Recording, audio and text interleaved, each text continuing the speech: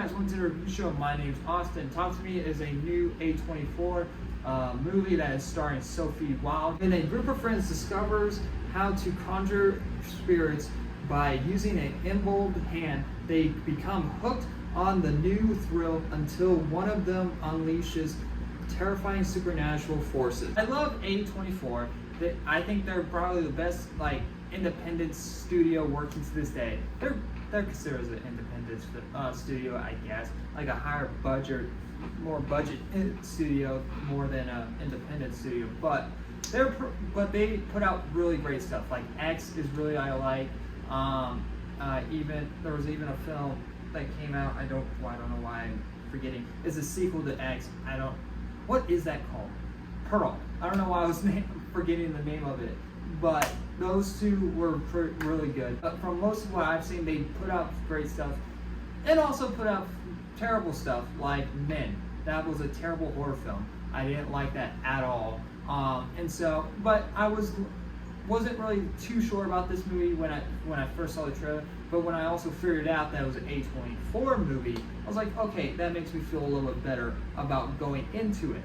And yeah, it's pretty much how I expected the movie to be, especially when it was made by YouTubers.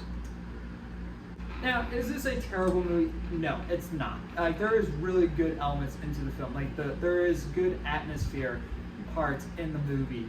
That the acting is really on par with everything that is going on. Like when they're using the hand, it's pretty freaking intense. It's like all right, let's do this. It's more interesting than them using a Ouija board, which the hand is practically just a Ouija board. But it's kind of interesting how they play onto things. It's really cool. And there's one beside, pretty much actually no, there is two scenes. There are two really good scenes with somebody basically hurting themselves because they are sort of possessed by a demon. And it's pretty gruesome. It's pretty gross. And I was like, at one point I'm like, don't you fucking do it, because it grosses me out when they, I don't want to give away too much of the scene, but they do something to themselves that I'm like fuck, I hate it when they do that because it always gets me. It's always gross. But yeah, besides those two scenes and they're not very long scenes of this, entity, possessing this person. That's pretty much it of the good stuff in the movie. Everything else is pretty bad. It's not that good. It's very confusing at times, and it's like, well, it's an A24 movie. It's supposed to be confusing. It's not really supposed to be confusing where you're constantly, being, left out and wait, why is this happening? Wait, why is that happening? Because our main character Mia, who is played by Sophie, is basically being sort of taunted by these demons, when she wasn't really the one that was the cause of what is going on. She was there, other people were using it and using this hand. It's like, why is everyone else fine, but she is seeing stuff and everyone thinks she's crazy when they know when things are going on and that are not really natural of what's going on. She's the only one seeing stuff. It's kind of weird. It doesn't make any sense. But okay, so she's the only one affected. Why is that? Is it because she's the most vulnerable one? She lost a mom a couple years ago, and so the demons are kind of using that to her own advantage. And there's at times where she can see her mom and talk to her mom, but is that really her mom, or is it not? It's just a demon lying about being her mom. It's very confusing. But then later on in the movie, this demon or her mom is helping her. It's not very clear on what this movie is trying to do. It's actually very confusing. Maybe that's the goal that it's trying to go for, where we don't know the natural world. We don't know what to believe of the other world. I can understand that. But it's not very executed very well. It's just it's literally just random scenes happening for the sake of it, and it doesn't really make any sense. And especially when you have characters blaming Mia for what happened, when they all encouraged this kid when it wasn't really that he wasn't allowed to do it at first, but then everyone else besides the one person that didn't really want this kid to do it at all encourages him to do it, but then Mia gives like the final say, like, okay, you can do it. And they all blame her, but it's like, you all encouraged him to do it. So why are you guys blaming her for everything that's happened? And it's even the mom, which again, she is like close friends with this one person in the movie that we follow, and she's basically like family to this, and she's basically part of the family at this point.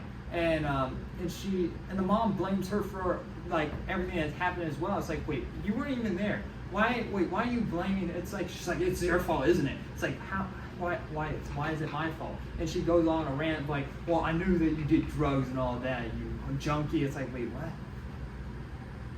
Wait, is there something I missed? Because like, there's not one point in the movie that we see her go off, smoke weed or anything, or do any drugs. Like maybe because she had like the trauma of her mom, she used drugs as a way to, relieve stress.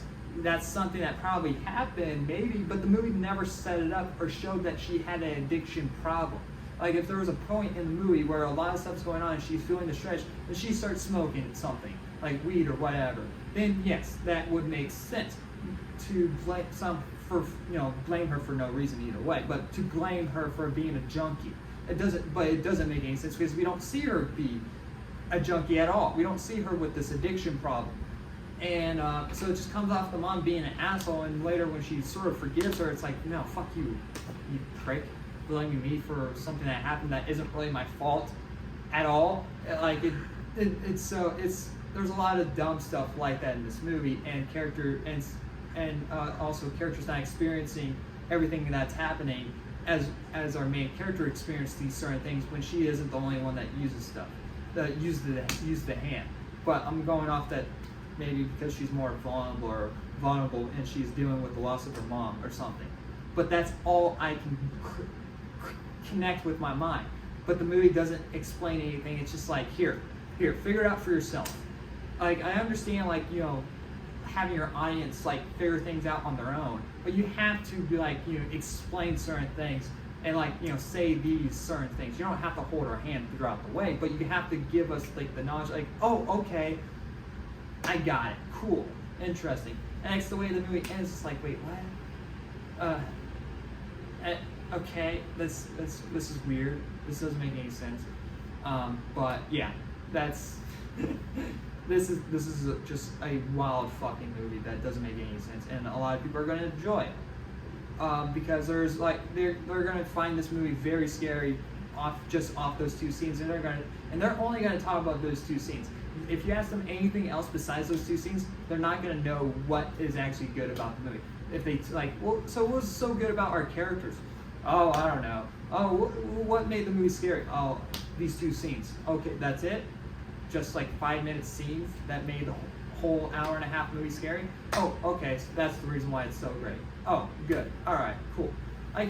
It does have like, again, it does have like the atmosphere built to it. Like there's one scene like you're hearing like sounds or whatever, and it focuses on, and like of course like there's some like demon in a corner type of thing, but the camera is just straight onto the demon. Like it focuses on the demon when you can see like there's a door there. Like there's like a door in the frame. It's like, why not just focus on the door and have the demon that's off in the corner and slowly moving towards our character, and it teaches the audience to like look around and maybe try to find stuff. And I said, it's like, oh look, there's something in the corner. It's creepy, and that's what makes it scary. Just put a straight frame on it.